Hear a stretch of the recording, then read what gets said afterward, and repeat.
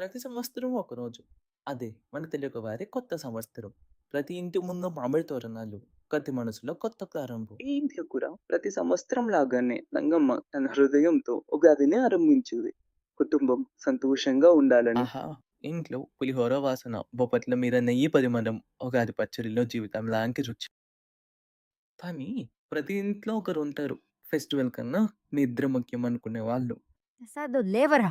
Time చూసావా ఈరోజు పండుగ. అబ్బబ్బా! ఏంటమ్మా పొద్దున్నే ప్రశాంతంగా నిద్రపోనివ్వవా? మా! మా! షాంపూ అయిపోయింది. త్వరగా షాప్‌కెళ్ళి తెచ్చుకో.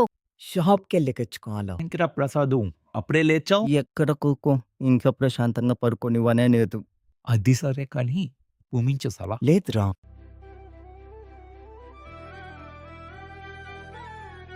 అంకుల్ రూ. 1 షాంపూ ఉందా? ఈ రోజుల్లో రూపాయి షాంపూలెక్కడున్నాయి బాబు. మరి ఎంత ఉన్నాయి? రూ. 2 షాంపూలే అమ్మి. అయితే దాంట్లో సగం ఇవ్వండి. తేదీలో స్పెషల్ ప్రోగ్రామ్ నడుస్తుంది.